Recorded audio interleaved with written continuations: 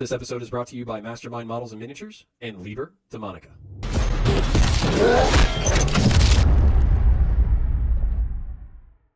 Hi guys, welcome to Counterpoints. My name is Connor, and today we're going to be looking at all the factions that make up the dark and beautiful world of Warhammer 40k. I'll be walking through each faction in chronological order, and I'll give you a criminally brief introduction into how they came into the setting. I'll break down the factions, their weapons, and individual lore later, I promise, but if you like the video, like, share, subscribe, ring the bell so you catch all our fresh content, and recommend the channel to a nerdy friend. There's actually only 3 major factions in the 40k universe: Xenos, the Imperium, and Chaos. And since the Xenos existed first, we're going to pay them some respect and break them down. Xenos is the Imperial word for alien, and they're viewed as dangerous rivals that have to be stomped out for the good of humanity. These threats can be as cute and cuddly as the Tau, or as dark and dangerous as the Tyranids. No matter what, humanity's birthright is the stars, and the galaxy will not know peace until all trespassers are destroyed. Which is funny, because this is the exact attitude of the Necrons. Necron tier, the biological predecessors to the Necrons, were one of the first organic races of the galaxy, and they were short-lived, warlike, and prone to disease and radiation sickness caused by the solar system in which they were born. Despite these limitations, they created a complex triumvirate nobility and a spacefaring civilization. They pleaded for help with their mortal plight to a race known as the Old Ones, psychically powerful frog-like entities who had the knowledge of immortality. They were rebuffed and swore vengeance. A war against the Old Ones united the Necron tier, but they soon began to lose, and at their weakest moment, star gods known as the C'tan revealed themselves. The C'tan promised the Necron tier immortality and the means to destroy the Old Ones, but in exchange, they would have to go through a process known as biotransference. This process removed the consciousness from Necron tier and placed them in living metal bodies. This came at the cost of their soul. The C'tan had long feasted on the energy of stars, but found the spiritual energy of living beings so much more delicious. The Necron tier willingly and unwillingly went through this process, birthing a new race of immortal metal beings known as the Necrons. With their new bodies, weapons, and allies, the Necrons began a war of extermination on the Old Ones. Not to go quietly into the night, the Old Ones created 2 new races to aid them in battle: the psychically powerful but physically frail Eldar, and the physically powerful but psychically dull Orcs, the predecessors to the Orcs. The Necrons won their war against the Old Ones, killing or exiling all of them, and at the peak of their power, they turned on the C'tan. The C'tan are elemental gods, tied to the creationary forces of the universe, and cannot be destroyed, but only broken up. The Necrons broke these gods up into shards and now keep them in cages to be unleashed as living weapons. The Old Ones were defeated, but the Eldar and Orcs still lived and hunted the Necrons. To save his people from endless war, Sarek, the silent king of the Necrons, ordered all of his race to sleep until the storms of the world had passed and to return when the time was right for their conquest. The Eldar, powerful psychic beings, saw themselves as true heirs to the Old Ones. With the retreat of the Necrons, they could ascend to high power, ruling over the galaxy as they saw fit. In the 40k universe, slip space is known as the Warp or the Immaterium. Early in the life of the galaxy, this was a placid and transversable space which allowed the Old Ones and Eldar to easily navigate and build the Webway. The Webway was a secure, galaxy-spanning, extra-dimensional tunnel system that allowed entrants to cross the void of space in minutes what would normally take lifetimes. As more and more sentient beings came into existence, and as their conflicts raged, the Immaterium began to mirror reality, and creatures began to spawn and feed on the spiritual and emotional energy of real space. The Eldar were trained by the Old Ones to shape and guide creatures to help them defeat the Necrons. These beings of war and emotion gained their own sentience and became what humans would later understand to be gods. Immortal creatures of great power, reflective of aspects of material existence. Some of these gods were patrons of their species, like the Eldar pantheon, and others were reflective of the creative and destructive forces of the galaxy. It's hypothesized that these beings gained power and sentience during the War in Heaven, the great conflict between Necrons against the Old Ones and their created races. Before humanity ever took to the stars, the warp gods of change, Tzeentch, decay, Nurgle, and blood, Khorne, had all formed and started playing a great game of power and influence over sentient creatures of the galaxy. The Eldar shunned these deities by worshipping and empowering their own pantheon, which kept them at bay. Technically immortal, Eldar could live longer than any other race and reincarnate into new bodies as they saw fit. With elegance, intelligence, psychic and martial might, there was no other race that could challenge them, and that's when things went afoul. Eldar grew bored of existence and had to seek more and more pleasure, pain, and experience to sate their appetites. Much of the race began blood rituals, orgies, and Colosseum slaughters to pass their days. Some Eldar preach against decadence, believing that this evil fueled storms in the warp, but they soon became victims of their brethren. This crisis led to a split in Eldar society between those who wished to continue the wanton violence and lust and those who wished to restore the dignity of their race. Craftworlders created and fled on massive world ships the size of small moons with every accommodation and comfort of a homeworld. These ships sailed out from the heart of the Eldar Empire looking for safety and a new life in the stars. The Exodites, by comparison, were Luddites, looking to restore their balance with nature. They spent their efforts terraforming and finding maiden worlds to call home. Sometimes a millennia, and sometimes a million-year process, worlds were engineered to be new homes for the Eldar. When ready, colonists began making their homes and lives there, hiding from the decadence and corruption of their cousins. The doom, long feared, fell upon the Eldar with a spasm of the warp ripping through real space, instantly killing 90% of the population. This tore the fabric of reality in a giant shockwave and birthed a new goddess, Slaanesh, the mistress of excess. She laid claim to all Eldar souls, and any of their race who died were consumed by she who thirsts. The Eldar went from a galaxy-spanning power to almost extinct in an instant, with their factions now broken into 4 major players. The Drukhari, also known as the Dark Eldar, once the largest faction, now haunt the great city of Kamara, nestled in the Webway. They only survived the psychic shock through luck, and they now carry on the blood rituals, Colosseum bouts, and tortures to maintain their life essence. They only come into real space to seek more victims for their bloody games. The Asuryani Craftworlders continue to survive, going from the noble inheritors of the galaxy to an isolated and endangered species. The Exodites craft and hide their maiden worlds, trying to carve out an existence in harmony with nature. They jealously guard their homeworlds, as no rival will tolerate their existence.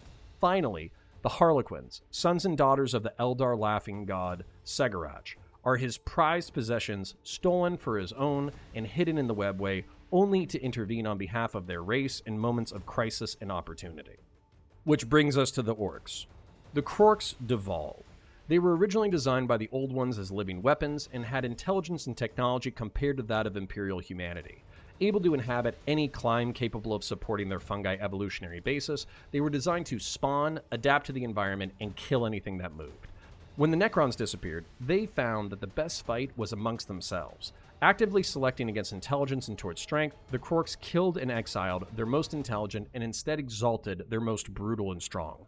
This process evolved into the modern Orc, a hardy, savage, and barbaric race capable of only enough intelligence to scrap together junk and to find a good fight. They worship the twin gods Gork and Mork. Gork is brutal but cunning, while Mork is cunning but brutal. And as a twin pantheon, they cheer on their race to great.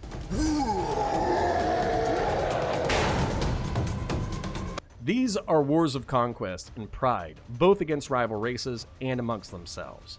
In the Warhammer 40k universe, they're the only ones having a good time. So far, we've talked about all but 2 of the Xenos races, which I promise we'll get to, but first we need to talk about the Imperium.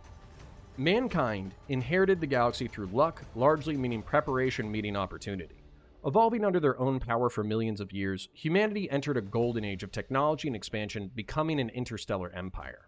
Humanity was largely reliant on artificial intelligence to drive their progress and conquest, but that intelligence eventually became malevolent and a civil war erupted.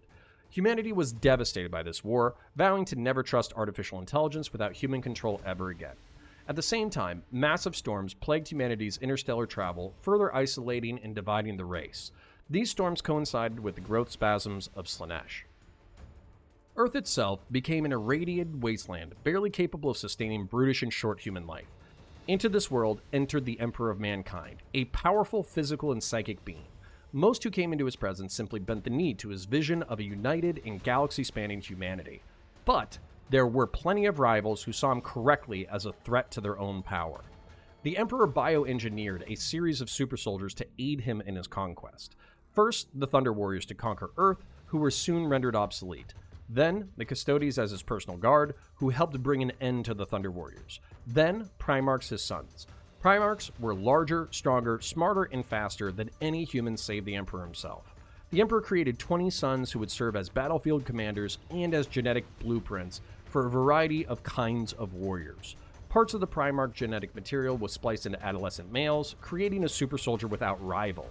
These transhuman warriors were the Adeptus Astartes Space Marines, and their mission was to conquer the stars. The Astartes were and are the peak of bioengineering, transforming normal humans into 8-foot-tall demigods of war, clad in ceramite power armor and wielding weapons of devastation that inspire compliance before even being fired. They were the vanguard, and each had a specialized role. There were monster killers, perfectionist artists, siege specialists, lightning warfare specialists, berserkers, masters of defense, psychological warfare specialists, survivalists, masters of technology, masters of melee, tactical diplomats, chemical warfare specialists, propagandists, kings of all trades, savants, champions of the people, reconnaissance specialists, and masters of guerrilla warfare and insurgency. Now, the Emperor understood the nature of the warp and wished not just to unite humanity in a galaxy-spanning empire, but also to sever the connection between humanity and these dark forces. The Emperor wished to stop the worship of these powers, starving the dark gods beyond the veil, and bring humanity into an enlightened golden age. In an act of subterfuge, the dark gods stole the Emperor's sons and, unable to destroy them outright, scattered them to various worlds to manipulate their fates. Undeterred, the Emperor formed his armies and began a conquest of the galaxy known as the Great Crusade. The forces of the Imperium of Man were formed during that time. The Emperor created an alliance with the transhuman cult of Mars, known as the Mechanicum. The Emperor allowed them to believe that he was a divine manifestation of knowledge and therefore to be followed without question. They lent their forces of cybernetic warriors known as the Scutari and their hulking war machines known as Knights and Titans. With their help, he created massive flotillas bristling with men and weapons, which became the Imperial Navy and Army. He launched them into the stars to reunite humanity, with the finest of his warriors being those of the Legiones Astartes. All Astartes were capable of great feats of valor, strength, and heroism, and all Astartes were capable of doing horrific things in the name of the Crusade. The Emperor found his sons, unified them with their legions, and led them on great conquests against human and alien civilizations. After a great victory against the Orcs on the planet of Ulanor, the Emperor quit the battlefield to pursue a secret project he kept hidden even from his own sons. This decision proved disastrous. Without their father to guide them, the brothers soon took to squabbling and intrigue. Horus Lupercal was named War Master and was responsible for the continued conquest of the stars. There were hints of dark gods, demonic possessions, and haunted worlds, but these occurrences were dismissed as just another form of alien that inhabited the plane of slipspace. This could no longer be ignored when Horus himself was wounded by what could only be described as a demon of rot. He was stabbed with a diseased blade and was brought to death's door, something not even thought possible. Attempting to save their Gene Father, the Space Marines of his legion, the Luna Wolves, beseeched the dark gods to spare his life. In doing so, they doomed the Imperium of Man. Corruption took root in half of the forces of the Imperium, almost evenly splitting the Space Marines, Imperial Army, Navy, and Mechanicum. A galaxy-spanning war pitted brother against brother and culminated with the death of the Primarch Sanguinius, the mortal wounding of the Emperor of Mankind, and the death of the head of the traitors, Horus. The Emperor was interred on a golden throne on Holy Earth, acting as a beacon to guide humanity through the stars. He remained there, not fully dead and not fully alive, wreathed in warp flame. Without this light, humanity wouldn't be able to navigate the stars, and the interstellar empire would collapse. The Imperium launched a holy war of revenge against the traitors known as the Scouring, chasing them back into the rip in space-time known as the Eye of Terror, the trans-dimensional rip from the birth of Slaanesh.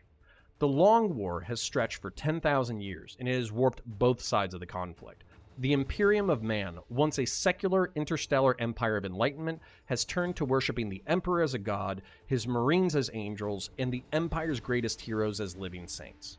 A war of religion created the Sisters of Battle, a devout branch of the Emperor's Church, clad in power armor, and single-mindedly devoted to the destruction of his enemies. The Emperor's agents enforce a strict religious dogma across the Imperium, attempting to stave off the corruption of chaos.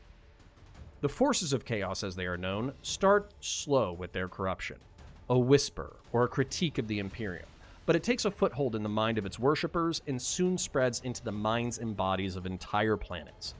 Those that pray to a dark god for strength in battle, for release from pain of disease, to unlock a world-changing mystery, or who indulge in a depraved impulse, will soon find themselves shackled to a great god of darkness and at the vanguard of their armies. This was the setting for roughly 10,000 years. The Imperium wages holy war against the forces of chaos with its Custodes, Space Marines, Sisters of Battle, Forces of the Mechanicus, Knights, Titans, and Imperial Guard, while the forces of chaos mirror them with Demons, Chaos Space Marines, Corrupted Sisters, Dark Mechanicum, Chaos Knights, Chaos Titans, and Corrupt Guard and Cultists. This is with the occasional existential threat from aliens. Which brings us to the Tyranids, perhaps the most dangerous of the Xenos. First encountered in the 41st millennium, the Tyranids are an existential threat to all life in the galaxy. They are a hive mind of monstrous creatures capable of consuming the biomass of entire planets, incorporating knowledge and genetic adaptation from those they consume. They range from fist-sized bugs with razor-sharp teeth to a monstrous living tanks and living artillery. They don't just consume, but scout, infiltrate, deceive, manipulate, subvert, and then destroy. They're as cunning as any of the world's most intelligent life forms and more dangerous than any other known threat. Only 3 major fleets have made it into Imperial space, and these are believed to not even be the largest. Yet each time they left a swath of destruction, and were only stopped by the bloodiest of sacrifices by humanity's most tenacious defenders. To bypass humanity's defense, the Tyranids have spread a biological weapon known as the Gene Stealer cult. An intelligent and vicious warrior of the Tyranid brood, a Gene Stealer will infiltrate a human planet and infect the local population. The infected humans will compulsively breed, creating hybrid abominations of both species. After several generations, a perfect mimic of a human being is created, and a combination of infected and mimic Gene Stealer cult members will infiltrate the highest levels of planetary governance. When the time is ripe, the Gene Stealers will strike, weakening the planet before all is consumed by a ravenous Tyranid fleet. Now, before you batten down the hatches, let me tell you about our second to last and perhaps cutest faction, who are still deceptively dangerous: the Tau. The Tau were first discovered by the Imperium as Stone Age savages, deserving of extermination. A warp storm prevented their likely annihilation, giving them time to advance. Within 6,000 years, the Tau went from slinging rocks at each other to interstellar conquest. They have carved out a small empire with incredible technology, rivaling and in some cases exceeding the Imperium of Man. They use artificial intelligence to guide drones and battlesuit systems, while taking great pains to protect their race. Ethereals, influential beings in Tau society, have effectively put an end to inter-Tau conflict, have helped organize the society into a series of castes, giving function and purpose to all its members. The Tau have a syncretic imperial system, attempting to recruit all willing races, including humans, into the greater good. They have succeeded in this effort, having allies like the Kroot, Vespids, and even human Gevesa. This has particularly irked the Imperium of Man to have traitors not only dealing with, but preferring rule by an alien race. While a comparatively small threat, mankind has still sent warriors to desolate and defile Tau expansion efforts. The Tau are sometimes referred to as naive and what humanity was like before the war with the Men of Iron and the Horus Heresy: idyllic, optimistic, and eager to conquer the galaxy. This eagerness has been blunted by encounters with rival races, the Imperium of Man, and even chaos itself. The Tau Empire reels in shock from each event, but is able to maintain their territory and sanity by firing high-velocity rail projectiles into fleshy and demonic opponents alike. And now our final faction. Not Xenos, Imperial, or Chaos, but a secret fourth thing: the Votan. Long believed to be destroyed or lost to this dark universe, the Votan have emerged stronger and hardier than ever. A lost cousin to humanity, their ancestors took great AI machines known as Votan into the galactic core to mine and explore the most dangerous and volatile environments known. The kin, as they are known, revere these sentient mechanical constructs, going so far as to upload their consciousness to the machines when they die. The Leagues have AI companions known as Ironkin, intelligent and social enough to be considered fully fledged members of their society. The kin bioengineer their offspring, cloning and vat growing a variety of forms that give them different attributes like intelligence, strength, cunning, hardiness, and psychic sensitivity in different but always potent amounts. The kin have adapted their secretive and high technological culture out of necessity, required to constantly maintain their ships, habitats, fortresses, and trade hubs against harsh environments and shifting gravity of their claimed space. They have mastered warfare against the Orc and Tyranid, the few living creatures hardy and brave enough to compete with them in the galactic core. The Votan are as likely to go to war with Imperial holdings as they are to trade with them, as the Imperium is as likely to declare them a Xenos race deserving of extermination as they are to treat them as long-lost cousins. At this point, the lore is being fleshed out, and we will return to the Leagues when more information is available. Which brings us to a conclusion for now. This was a criminally brief summary of the factions in Warhammer 40k, but I think it does a good job of narrativizing the timeline each faction entered and also bringing to the fore the main aspects of their character. I love doing lore videos like this, so if you liked it, please like, subscribe, hit all the buttons, and share with a nerdy friend who might get a kick out of it. Check out the channel sponsors, join the Discord and the Patreon if you're so inclined, and today we're going to shout out our YouTube members. Whitmer, Poofy, Grandmaster Alfarius, The Talenton X, Mitchell Johnson, Female Escort IRL, Bud123, Diogenes, Drusty, The One Above All, and Astronaut Farmer. If you want to hear your name read from this list, please join our memberships or our Patreon. Catch you in the next one. Hey you! Yes you.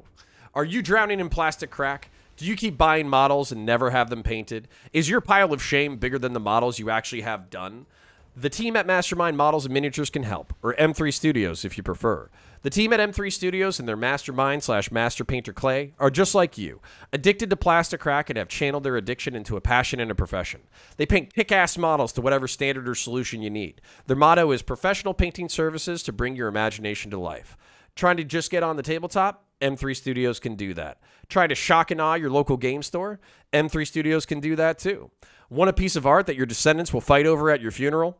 M3 Studios can do that, and it's easy. Click on the link or in the description, and you can talk to M3 Studios directly about your commission. Tell them the Counterpoints channel sent you, and not only are you guaranteed an awesome paint job at a fair price, but you help the Counterpoints channel continue to grow. What is there to lose? Stop buying models you will never paint, and instead let Clay and the M3 Studios team help you dominate your local friendly game store and show off the best painted models this side of the Mississippi. Start your commission today.